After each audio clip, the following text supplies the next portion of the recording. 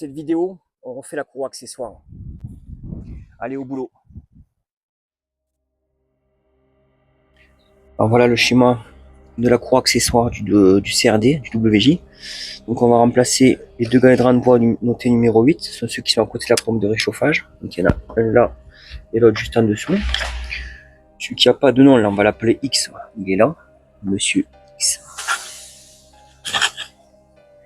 Et ensuite le galet tender numéro 4, il est en dessous, ici.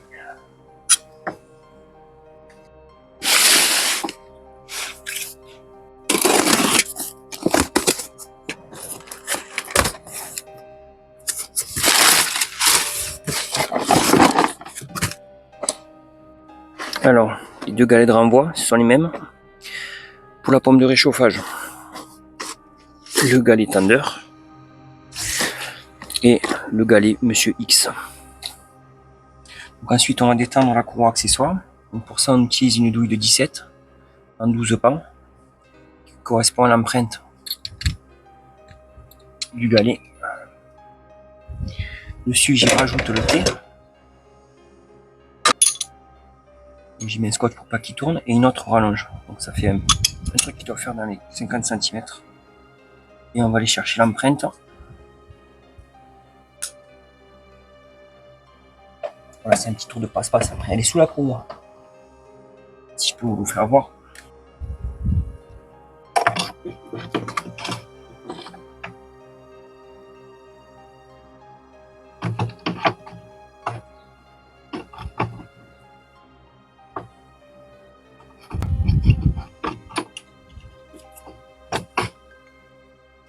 Voilà. Hop, et on fait sauter la courroie.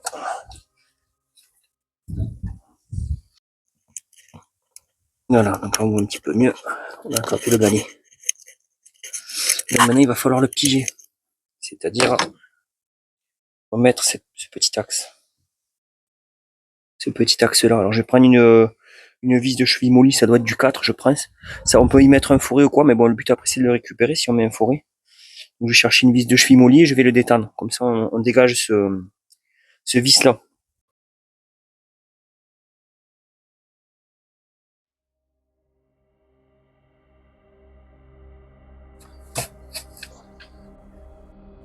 Il faut un peu de chance et des doigts de fée.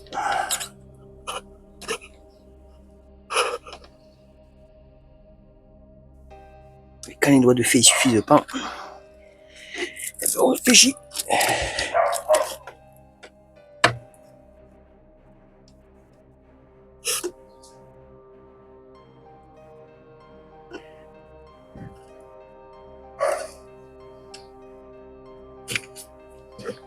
On passe. Voilà. Normalement on est bon. Il rentre à peu près d'un bon centimètre et demi dedans. Même pas. Je pense que mon vis est trop gros. J'essaie avec un plus fin.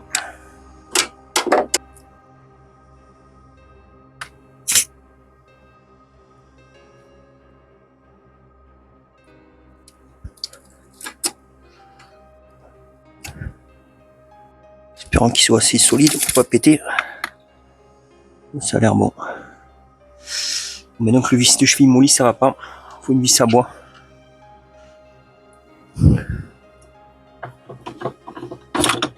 Voilà. Ensuite pour défaire les deux vis qui tiennent le galet, on prend une clé de 8 et un petit piquet de 8, 6 pans. C'est un vis étoile mais le 8-6 pans ça va bien. Bon, partant de là, bonne chance à tous, il y en a deux. Et courage.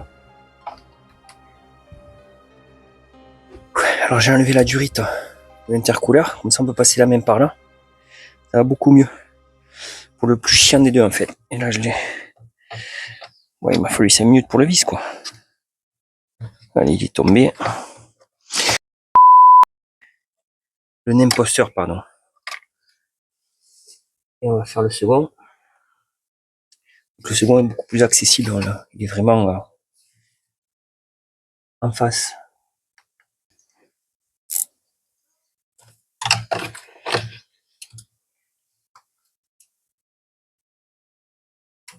Voilà.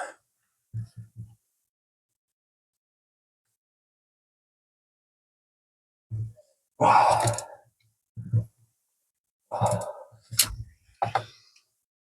de tour par quart de tour.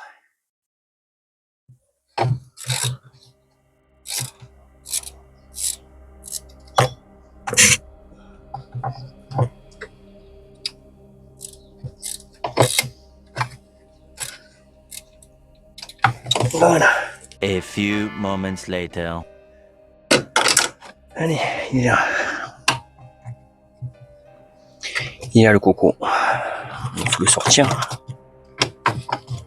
C'est notre paire de bâches. Encore un peut-être.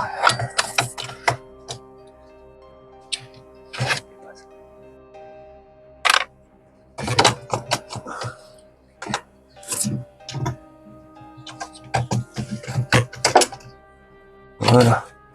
Il sort tout doucement. Le voilà. Le plus chiant, c'est quand même celle-là. On voit comment il est pigé. Il est pigé sur un ring. Autant il me pète dans les doigts.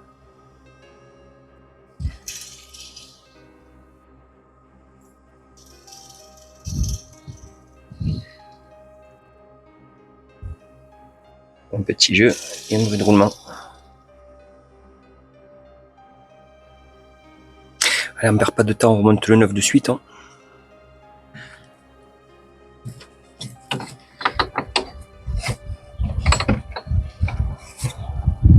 Putain, celui-là, il a tout seul à rentrer. Quoi.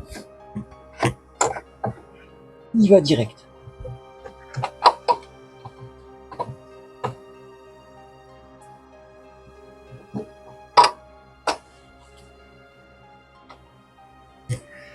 Voilà.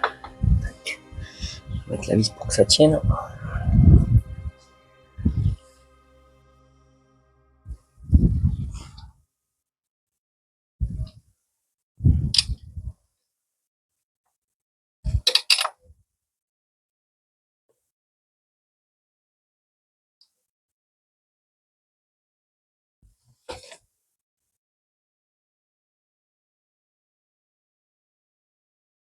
C'est là qu'il faut pas se manquer.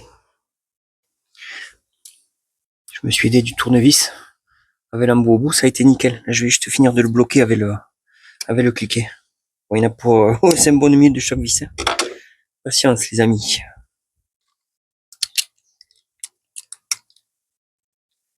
On attaque au cliquet.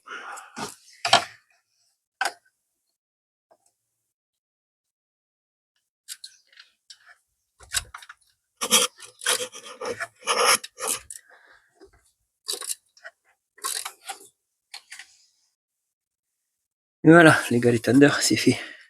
Alors c'est long à serrer, à un moment donné, je croyais que je pédalais. Je pensais que le filetage était mort. Et finalement non. Mais ça a mis très longtemps à bloquer. Allez, on va passer à son voisin du dessus. Et on passe à Monsieur X. Donc il faut faire sauter le cache qui est devant la poulie.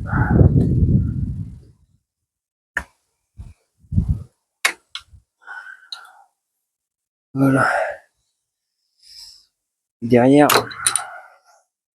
donc c'est du Torx, c'est du gros Torx. Ça avait l'air d'être du 45 ou un truc comme ça. Bon, finalement, c'est du T50.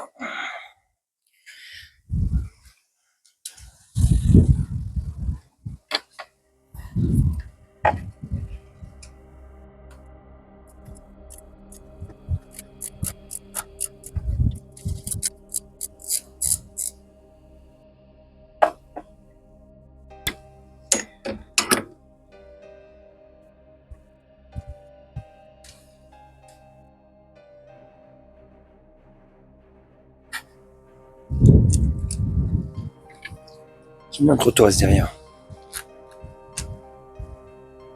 Là, on va chercher Monsieur X9.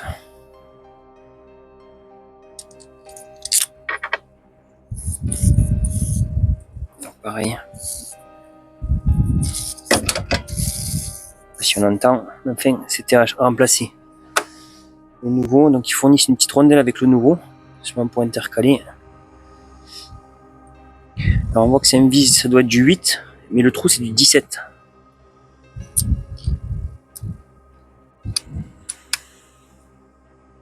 Et l'entretoise derrière, Et on remet. Celui-là, il va tout seul à faire, il est accessible.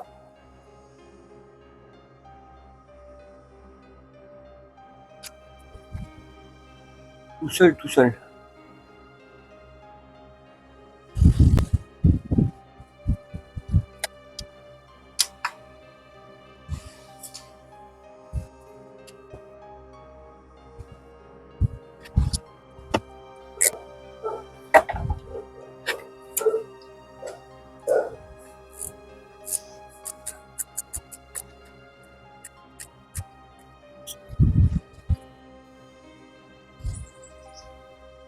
Et on bloque.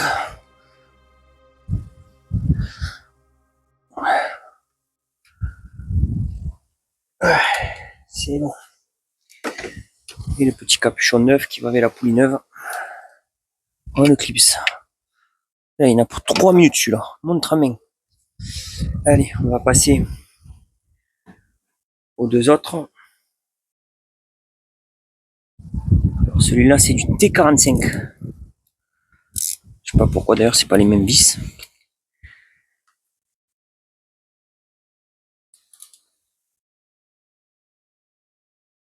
Oh, voilà.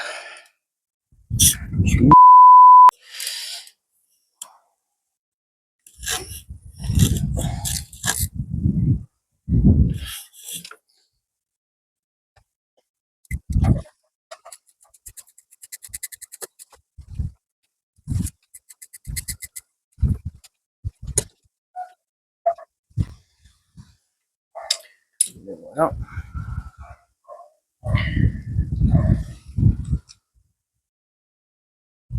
J'ai une rondelle devant. Et on voit que le tronc, il est... Ben voilà, il n'y a pas photo. Hein. On va chercher les autres. Putain, je me suis ruiné. Voilà le nouveau. Donc dans celui-là, il n'y a pas besoin de la coupelle. La vis fait pile poil le diamètre du galet. On va quand même regarder l'autre. Bon, l'autre, il est pareil, dans le même état. Enfin, il a l'air un peu meilleur quand même. Et je voulais voir, c'était le jeu dans cette poulie. Ouais, il y a un peu de jeu aussi. Parce que celle-ci aussi, il y a un roulement à l'intérieur qui peut se remplacer. Ça fera l'objet de notre tuto. Je mettrai le lien au-dessus quand je l'aurai fait. Et voir peut-être même à terme le remplacer. Allez, on remet celui-là. On passe à...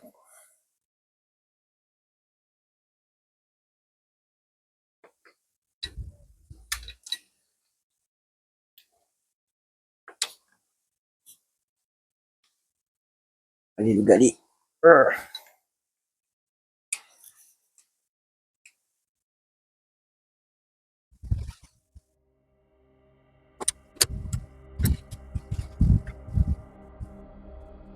Le plus long, c'est le galet tender finalement.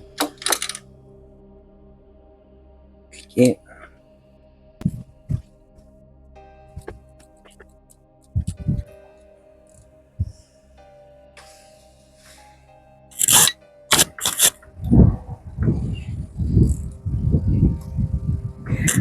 Donc,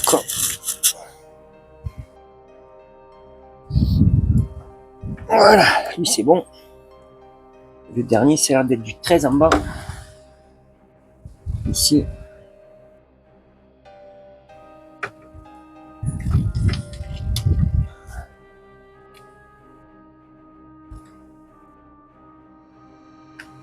Oh.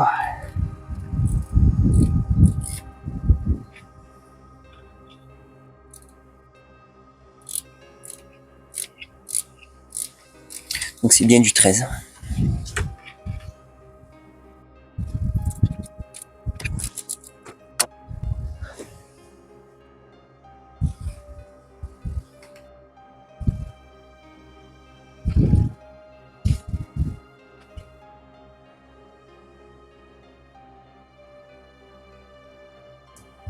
Voilà.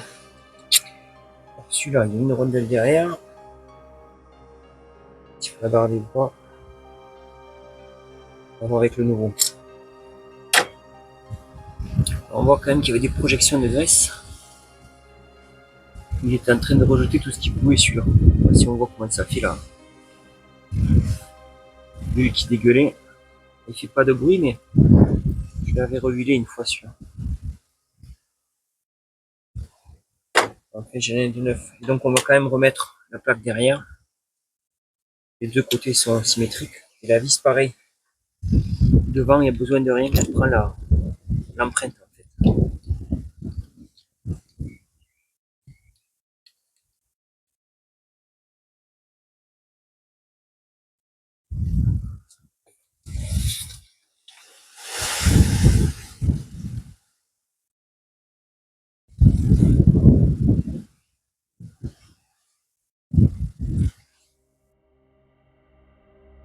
Pas trop de place avec la DA.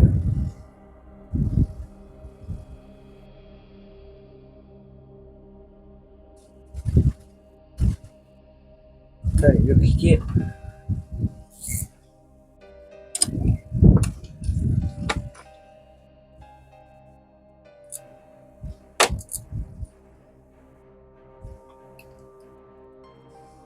Et on bloque.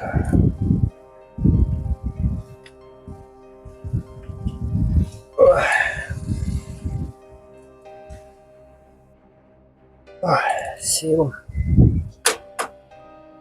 Voilà. Et repasser la courroie parce que du coup je l'ai passé derrière.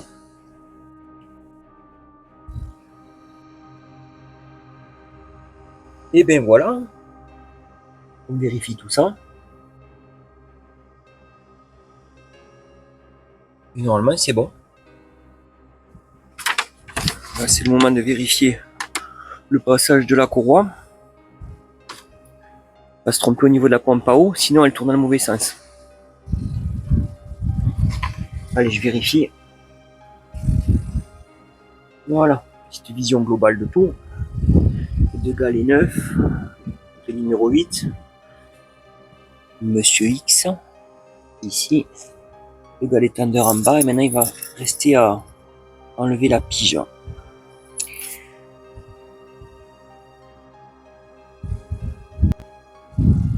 Allez, on reprend l'outil qui va bien et on recommence.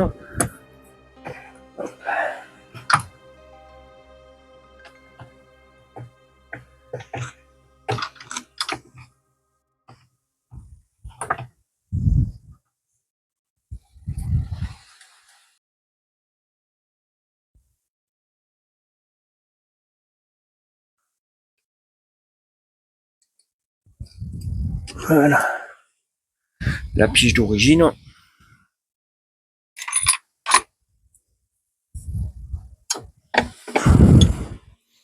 Voilà, ça c'est bon.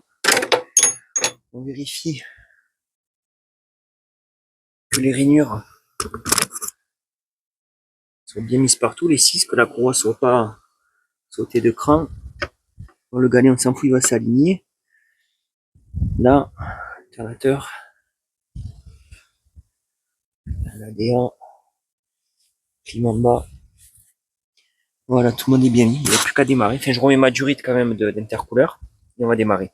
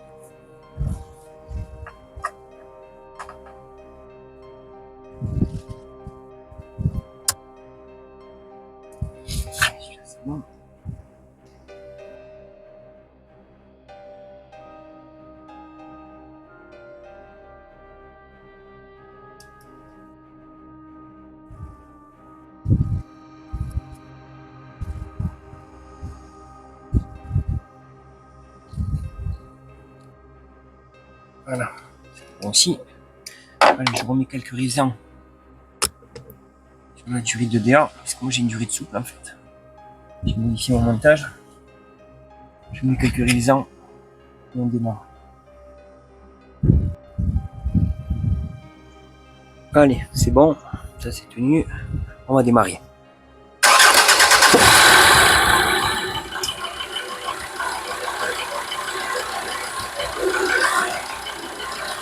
Bon, il reste un petit grognement au niveau de la poulie là. Ça s'en occupera plus tard. Mais le reste est nickel. Voilà les amis, je pense avoir fait le tour de la question. S'il vous en reste, dans les commentaires, n'hésitez pas. J'y répondrai avec plaisir. Pensez à liker aussi, c'est bon pour ma petite chaîne YouTube. Abonnez-vous. Dans une prochaine vidéo, on s'occupera de la pompe de réchauffage, le viscositeur comme ils disent. Il y a une bidouille à faire aussi au niveau de la poulie d'alternateur. Et puis après on verra, on s'attaquera certainement au frein. Allez, à bientôt les amis.